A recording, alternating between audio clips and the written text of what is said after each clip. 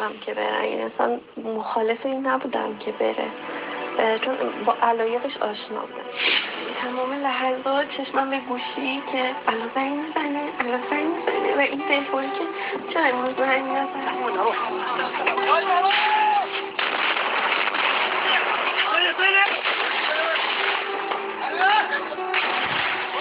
همیشه همینجا میگفتش که کسی که میره برای دفاع از حرم حضرت زینب باید مثل حضرت عباس شهید بشه.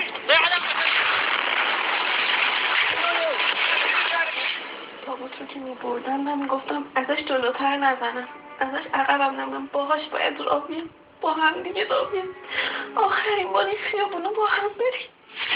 همیشه همین راه میگفتن که برای من پاییز بهترین اتفاقا میفته.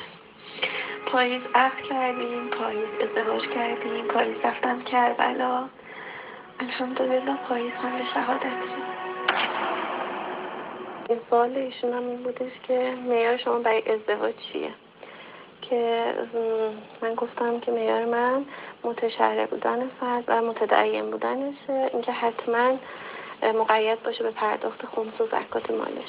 که ایشون گفتن که خب خیلی عالیه.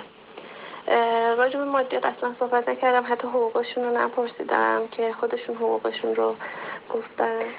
بعد ایشون به من گفتن که خب من خیلی کربلا رو دوست دارم، شما رو به یه اسمی سیو کردم تو گوشی که همیشه منو به اون یاد بندازه. بعد من خوب از ایشون نپرسیدم که حالا چی ذخیره کردید اسم من رو داخل گوشی. بعدها ایشون دیدم که اسم من رو سیو کردم کربلای من. بعد حالا اگر یه وقت صحبتی میکردیم مثلا میپرسم کجا میخوایم بریم یا چی کار میخوایم بکنیم، همیشه میگفتن که کربلا. کجا کربلا؟ چی کربلا؟ مثلا خیلی کربلا که به خشکی لبات دریا توسل میکنه، موندم چجوری داغ تو دنیا تحمل میکنه، دنیا تحمل میکنه. من چون خودم دانشجو بودم ایشون خیلی به من کمک میکردن با اینکه شاغلم بودن. آره.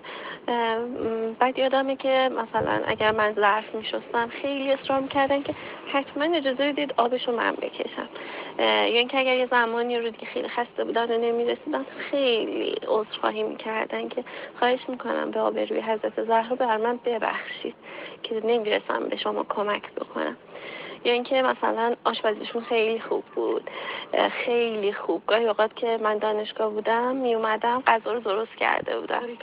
آشپزیشون هم خیلی عالی بود. کلا چون ظریف هوشی بالایی داشتن تو هر کاری نفر اول بود. ایشون شاعر بودن، شعر خوشگلی هم میگفتن، چه برای من چه برای امام زمان و ائمه. عجبان نیست که آمدی دلم سید تو شد، عجبان است که من عاشق سیاد شدم. بی اذن نگاهت نه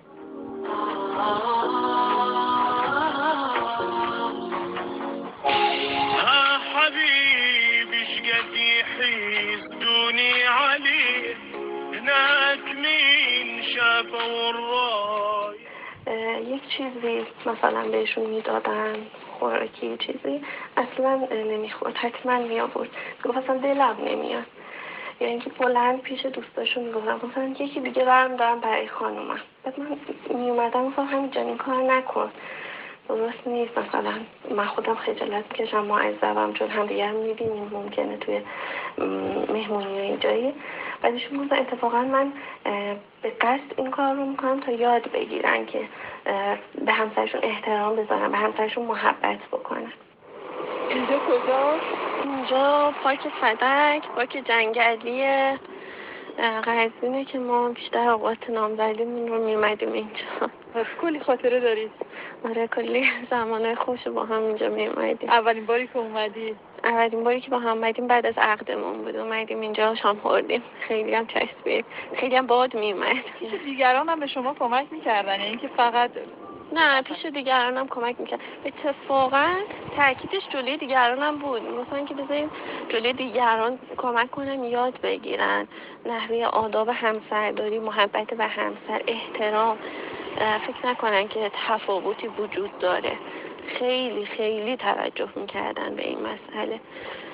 بعدم که خب بالاخره روحیه لطیف احساسی داشتن دیگه، این چیزا ازشون بعید نبودش.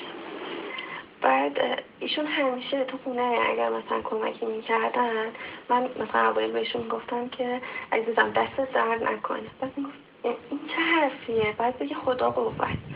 بعد اگه میگفتم خدا قوت، میگفت این حرفیه که یه همسر به همسرش میزنه، شما باید برای اینقدر اصرار که نه، شما باید حتما این دعا رو بکنی، بهترین دعاه.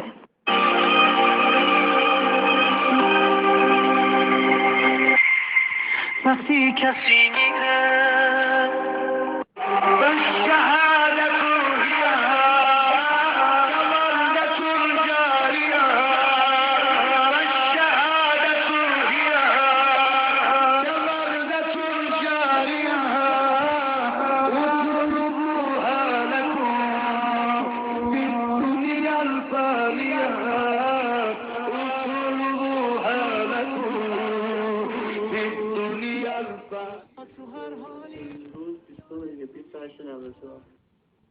خب اول باید پدر مادرم که دیگه انسان هر طرف زندگی زحمت میکشه نمیتونه حرفی برای مادر روز 2894 کجا میشه؟ اینجا من دارم صحبت میکنم فرم خوش گردونی 2894 حرفی برای مادرت، پدرت.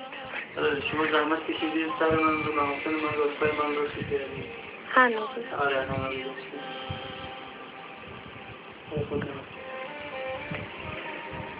خب اول باید پدر مادرم که دیگه انسان هر طرف زندگی زحمت بکشه نمیتونه بگو یک دقیقه تو یک دقیقه نمیتونه زحماتش رو جبران کنه. هر چقدر هم زحمت بکشه دو پدر مادرشون که درک ما زیاد لطف کردن بوده که لطفی بود که شما رو رفته ما قرار داشتن ما بیشتر شرمنده شو میشیم دیگه. این امانت کنم که برگردیم تو فعلا به یه مدت تو برگردیم میشه خودت هم که دیگه از دل منی دیگه چیکار کنم فعلا از تو میدونم برم برگردم. از اون دست خانمایی هستید از خرید لذت ببرید؟ آره خیلی. ایشون همراهی میکردن؟ حتما با من میومدن، حتما با من میومد. بعد خیلی هم سخت پسند بود، دیگه یه چیزی رو قبول میکرد. من خودم جوریم که سریع برم یه چیزی رو انتخاب میکنم. کلی میگشت. اولین باری که باش رفتم خیلی گشت. من یه خسته شده بودم کنار خیابون وایساده بودم، گفتم که شما برو بگرد پیدا کن، من که خسته شدم من نمیتونم بیام. خرید شما بود یا ایشون؟ خرید خودش بود، ولی من یه واقعا خسته شده بودم. همه هیچ وقت نماز شبش قضا نمیشد. بعد عادت داشتن که تو اتاق تاریک نماز میخوندن. بعد خب من میشنیدم که ایشون مدام گریه میکردن و این کلمه رو میگفتن که اللهم ارزقنا شهادت فی سبیلک. صدای گریهشون بعد که میومدن اشکاشون صورتشون رو میبینم، علایقشون رو خبر بود. مثلا از همون اول نامزدیمون با خودم کنار اومده بودم که من این رو تا ابد نخواهم داشت. المضحين الشرفاء بأبي أنتم وأمي ونفسي كيف أصف حسن ثنائكم وأحصي جميل بلائكم بكم كشف الله عنا ثمراتكم وأنقذنا من شفاء جوف الهلكات وبات شعبنا يعيش آمنا على امتداد هذه الأرض وعلى امتداد هذه الحدود وفي كل القرى وفي كل